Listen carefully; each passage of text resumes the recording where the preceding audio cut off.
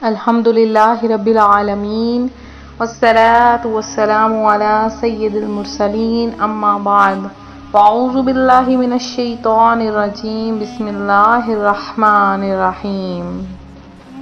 روحانی وظائف چینل کی جانب سے تمام معزز ناظرین کو السلام علیکم۔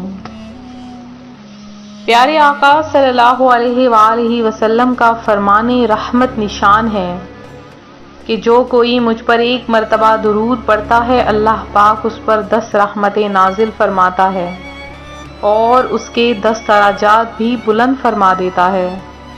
ماہ رمضان المبارک کا پہلا عشرہ ختم ہونے والا ہے جسے عشرہ رحمت کہا جاتا ہے۔ 2 دن باقی ہیں، جتنا ہو سکتا ہے رحمت کی دعا کر لیں، اپنے لیے، اپنے عزیزوں کے لیے، اپنے والدین کے لیے اور عزیز و اقارب، اپنے بہن بھائیوں، اپنے دوست احباب کو بھی بتائیں کہ 2 دن رہ گئے ہیں ماہ رمضان کے، اور جتنا ہو سکتا ہے رحمت کے لیے دعا مانگ لیں۔ ماہ رمضان چلا گیا تو رحمتیں بھی ختم ہو جائیں گی اور ہم پر فضیلتیں اور برکتیں بھی کم پڑ جائیں گی۔ جیسے ہی ماہ رمضان المبارک کا مہینہ آتا ہے اللہ پاک کے نیک بندے عبادت گزار بن جاتے ہیں اور کثرت کے ساتھ عبادت کرتے ہیں، روزہ رکھتے ہیں، سحری و افطاری کی رونقیں ہو جاتی ہیں، افطاریاں کروائی جاتی ہیں۔ اور روزہ دار کے لیے پیارے آقا صلی اللہ علیہ وآلہ وسلم کا فرمان رحمت نشان ہے، روزہ دار کے لیے مچھلیاں پانی میں بھی استغفار کرتی رہتی ہیں۔ یہ وہ مہینہ ہے جس میں ایک رات ایسی بھی ہے جو 1000 مہینوں سے بہتر ہے۔ اللہ پاک نے اس مبارک مہینے کے روزے فرض فرمائے اور اس کی رات میں قیام یعنی تراویح ادا کرنا سنت ہے۔ جو اس میں نیکی کا کام کرے تو ایسا ہے جیسے اور کسی مہینے میں فرض ادا کیا، اور جس نے اس میں فرض ادا کیا تو ایسا ہے جیسے اور دنوں میں 70 فرض ادا کیے۔ یہ صبر کا مہینہ ہے اور صبر کا ثواب جنت ہے۔ یہ مصیبت میں ساتھ دینے اور بھلائی کا مہینہ ہے۔ اس مہینے میں مومن کا رزق بڑھایا جاتا ہے۔ جو اس میں روزہ دار کو افطار کروائے تو یہ اس کے گناہوں کے لیے مغفرت ہے، اسے آگ سے آزادی بخشی جاتی ہے۔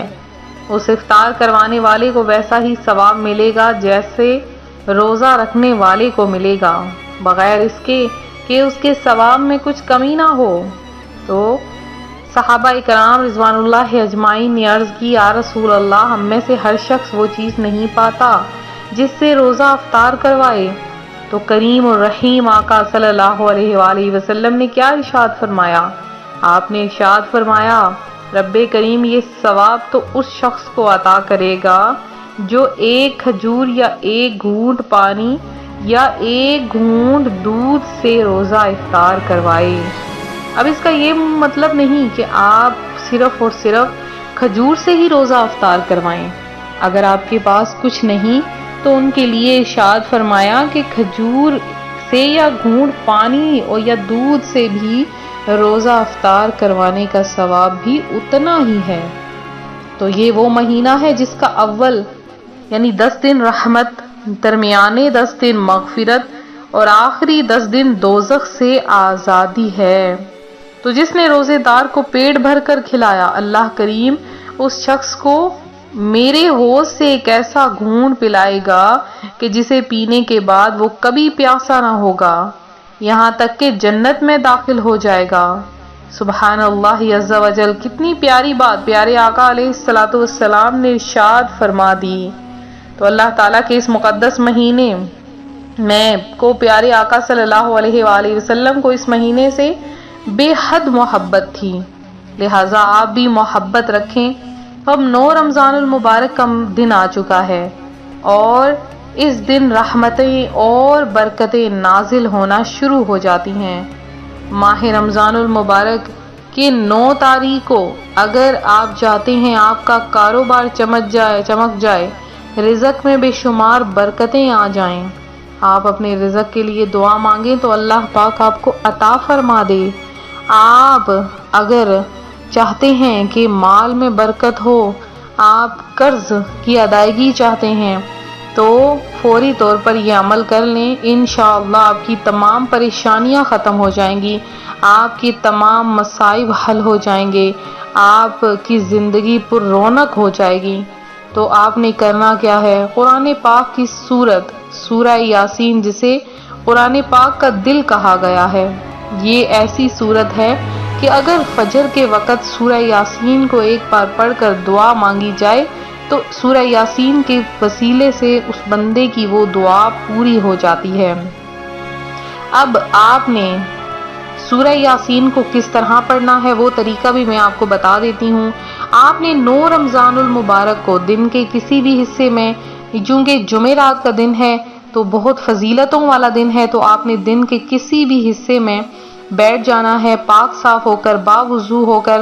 اب آپ نے سورہ یاسین شریف کھولنی ہے، جیسے ہی آپ کھولیں سب سے پہلے 3 بار درود پاک پڑھ لیں، اور اس کے بعد آپ نے سورہ یاسین پڑھنا شروع کرنی ہے۔ جہاں پر آئے لفظ مبین، جہاں پر بھی مبین کا لفظ آئے، آپ نے کیا کرنا ہے، آپ نے صرف اور صرف 3 مرتبہ یا رحمان یا رحیم، یہ 3 مرتبہ جہاں پر بھی مبین آئے، 7 مبین ہے، 7 مبین پر آپ نے 3 مرتبہ یا رحمان یا رحیم کو پڑھتے جانا ہے۔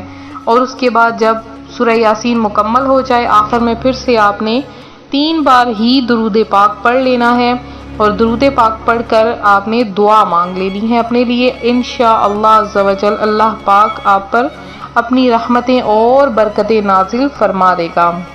یہ تھا ہمارا آج کا عمل، ہمارا آج کا وظیفہ، اور میرے جن بہن بھائیوں نے خصوصی دعا میں حصہ لیا ہے، اللہ پاک آپ سب کی تمام حاجتوں مرادوں کو پورا کرے، آپ سب کو سحری اور افطاری کی رونقیں نصیب فرمائے، اور آپ سب کو اپنی جناب سے بے شمار رزق عطا فرمائے۔